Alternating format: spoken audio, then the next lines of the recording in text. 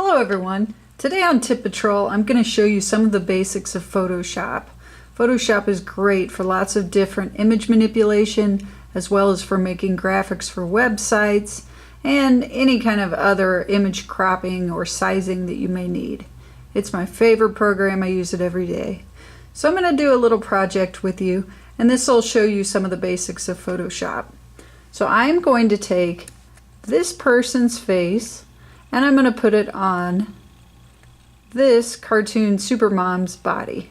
And in doing this, it'll just show you some of the basics of Photoshop.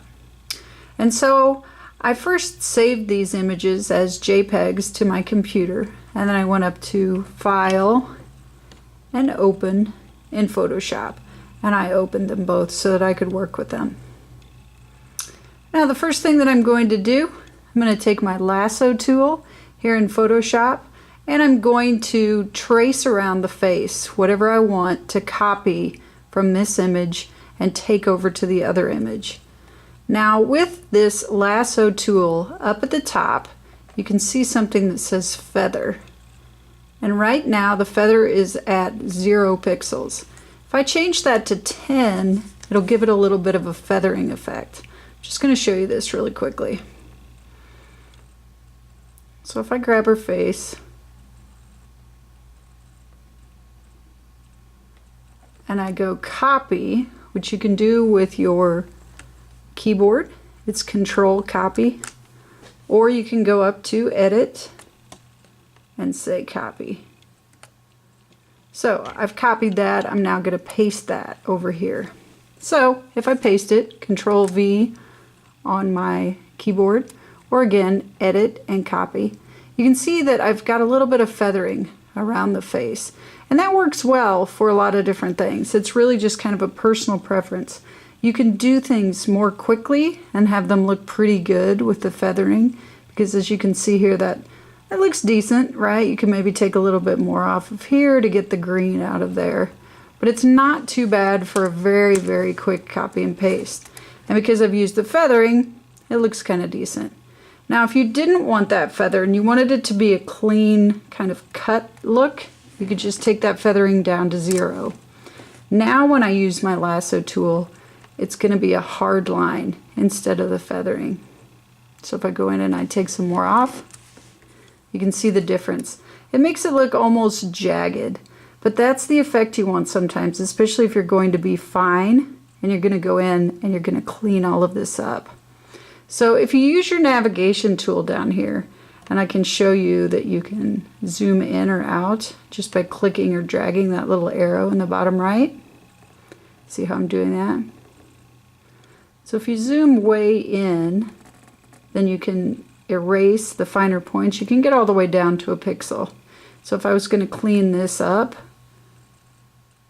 and I could go in, could grab my erase tool and go in and be much finer and clean it up. You can also change how big that erase tool is. So if you go up to here, right now I have the size at 4 pixel. You can move it up, there's 50. Now you can see how much I can take much more out.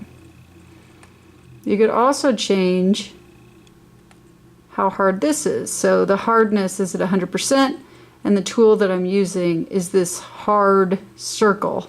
If you change that over to something that's a little bit softer, then again you can get more of the faded effect. So you can see that. You can see the difference. Now if you're doing your project and you realize, wow, I've made a lot of mistakes here, this is kind of starting to look pretty bad, Photoshop has a great thing called history. So you can go in and not only can you undo your last step, you can undo multiple steps. So you can track back your history all the way back to where you made the mistake, and you can say, you know what, I didn't like the way that hard lasso tool worked out, so I'm going to go all the way back up here, and now I'm in good shape. Okay, now I'm ready to work with it again. Go back down to my navigation to where I can see it a little bit better, and I'm just going to scale down this face a little bit. So if you use the Shift key on your keyboard while going up to Edit, let me just change my camera angle a little bit so you can see this. Go up to edit, you hold down the shift key on your keyboard, you can go to transform scale. The reason I'm holding down the shift key is to preserve this ratio. If you don't hold the shift key, then the face can get distorted. So this is how it looks when you're holding down the shift key. If you don't do that, I'm not holding down the shift key, it can get away from you. It can become stretched. If you double click, it will go ahead and take that last point where you're at and go ahead and make that transform. But you can use your trusty history and just go back. So I'm going to go into edit, I'm going to go into transform, and I'm going to do scale. And this time I am going to hold the shift key to preserve. And try to get that face about where I want it. Now, I also think this would look better probably if the face was turned the other direction. So again, I'm going to go up to edit. This time I'm going to go to transform, and I'm going to go flip horizontal. This is something that's also very handy if you're doing iron-ons or something that you need to flip the entire image and you need to flip it around so that it's reversed. That's the thing that you want to do. You're going to want to go up to edit, transform, flip horizontal. Now I probably also want her head turned a little bit. So again, I go into edit, transform, and I'm going to rotate. So I hit rotate, and you can use your mouse to click and drag and get that just how you like it. Now, her head looks like it's still a little bit too big, or I don't have enough room on my canvas. Even if I want that head to be a little bit bigger so that it looks kind of like a caricature, I need a little bit more space on my canvas. So one thing that you can do is you can go in, you go into image, and you go into canvas size. Alright, and you can see what the width is currently. So currently it's 2 inches, and it's just under 2 inches on the height. So I'm just going to make it quite a bit bigger. I'll just do it 6 inches by 6 inches to make sure I have plenty of room. Now when I change my navigator, I have plenty of room, and I can always crop it down later. This just gives me room to work with. Now the other thing about Photoshop is that it deals in layers. So anytime that I copy and paste something, it creates a new layer for me. So you see the eyeball to the left of the layer? I can just click that to see or not see a particular layer. Now if I'm on a different layer, let's say I end up on the background, this is currently the background, and I'm trying to move things around and I'm wondering why my background isn't working. So you can't just move the entire background the way that you could a layer. So sometimes if I want to move what's on there, I will go in and I'll select all. So I usually go Control A. I've selected all. You can also go up to here and you can select all. So I've selected all. I'm going to go copy and paste. So I just pasted the entire background, and then I just go in and I delete this background, the original background. So I just click on it and I drag it down to this trash can. So it doesn't look like I've done anything differently, except that I've now made my background is actually transparent, and this is now a layer that I can work with. So I can move her around. Now if I'm moving her around and I was thinking, oh no, I didn't want to move her around, I wanted to move this head around, you just need to click on that layer. So sometimes you may forget which layer you're on and you may think, well, why isn't that moving? That's very frustrating.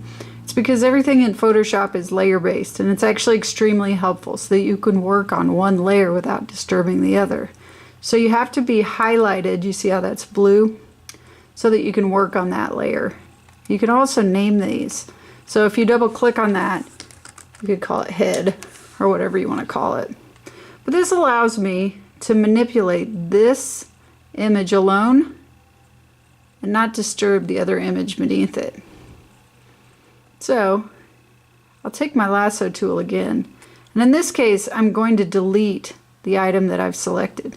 So I drew around where I want to get rid of that piece of the image, and I just hit delete on my keyboard. Now it's going to delete that for me. And I'm just going to kind of continue to do the same thing until I'm happy with the way that this looks. But you can see it hasn't done anything to disturb my Supermom character.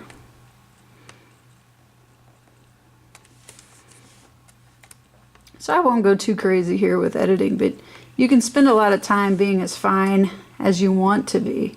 And again, this is really just going to come down to, you know, is it something you're doing that you want it to look really professional, or is it just something you're doing for fun, for a birthday card or something, and maybe you don't care as much. Again, you can see the difference. I've switched over to no feather, and you can see how different that looks. Okay, if you want to add a little feather back, you can use this smudge tool.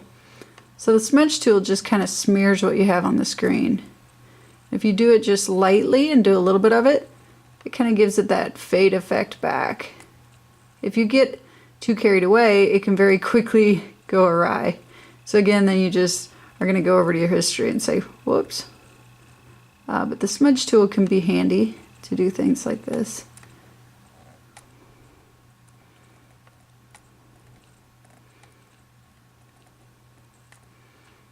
Now, let's say you got a little too much. You want to just erase that.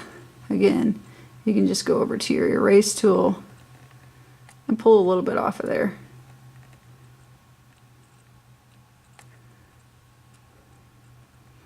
So now I'm just getting a little bit of that feather back in place. Just depends on what you want again. Now, when I look at this, I think that there's a little bit of a different tone to this skin. And it needs to be a little bit different. So you can go and you can play around with the skin color. You can change the brightness. So if I go into image and I go up to adjustments, you can go to brightness and contrast. That's one of the ones that will help a lot. You can go in, you can see how that changes as I slide the scale up. You can change the contrast as well.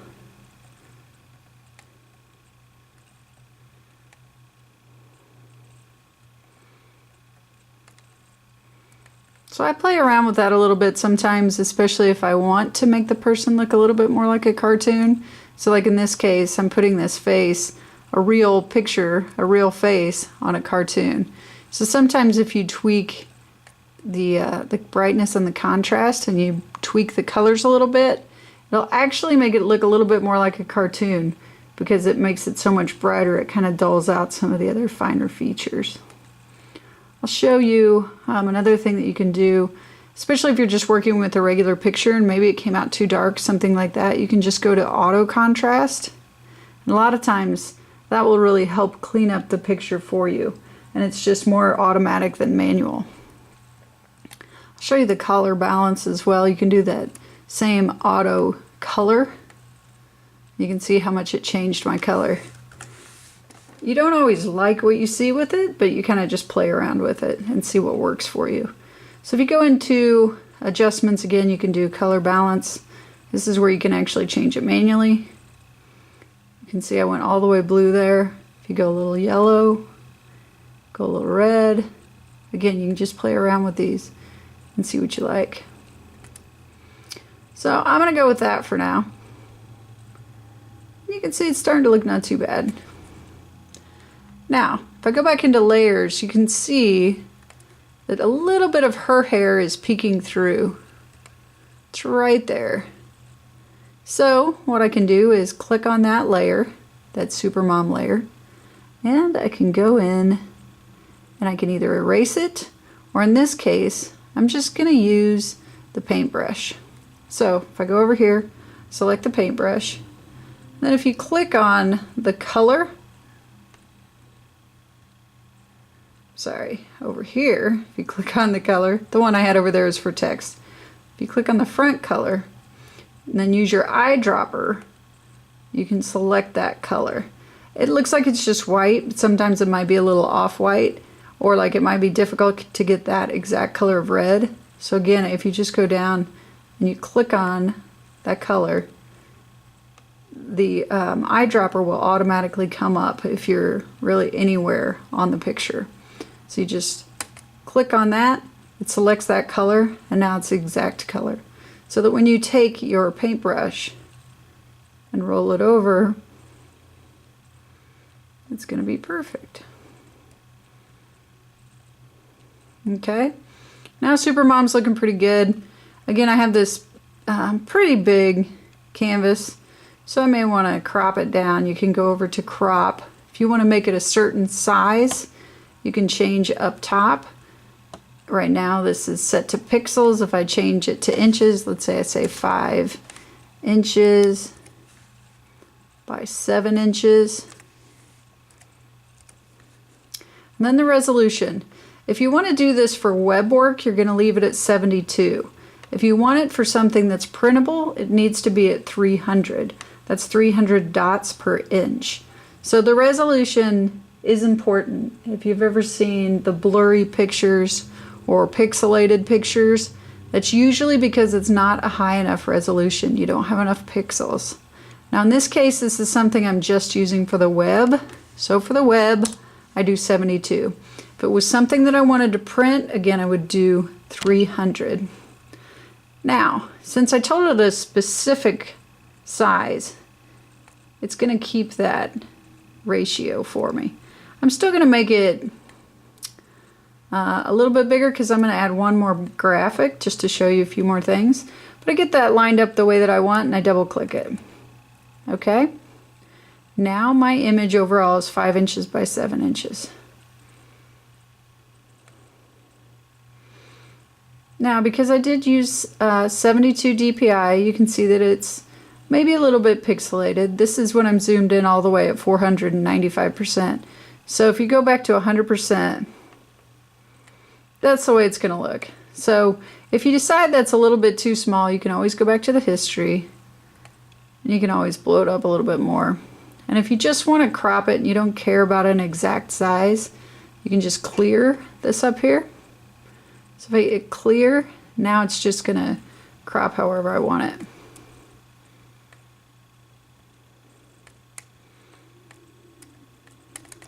So let's crop her to there. Now I've also saved a graphic, a Supermom graphic, so I'm just going to go open, go to Supermom. Alright, so I'm going to put that at the top. If I go select, all, copy, go over to this tab, paste. Now you'll see it's a lot bigger, and that's okay. That's because it was probably saved at a higher resolution or much higher pixels. So it looks huge on my page, and that's okay. I'm just going to go up to Edit, Transform, and Scale. So again, it's under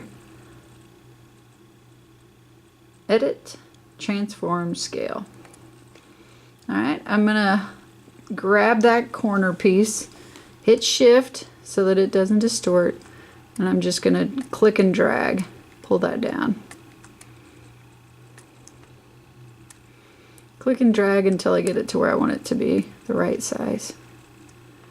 You do want to remember kind of the garbage in, garbage out principle as well. If you're getting images online and they're very small, sometimes you really can't work with them. They're not at a high enough resolution, especially if you want to print this. If you're just doing something for web, a lot of times it doesn't matter as much. But if you want something that's printable, it needs to be at 300. And so if you get things off the internet, they may be at a lower resolution. And of course you want to use things that you own. And so this image that I picked for Supermom, that was a free image. It was noted as royalty free and a free image for use online. But otherwise you may run into different images, Getty images, clip art images that are being sold, and you have to actually purchase those to get the higher resolution that you need in order to use it and for it to be copyright free. But this is just an intro to Photoshop, so this is a silly little project that I wanted to do to show you some of the basics from Photoshop. And I'll do a few other videos on Tip Patrol to show you a few other things. Thank you for watching.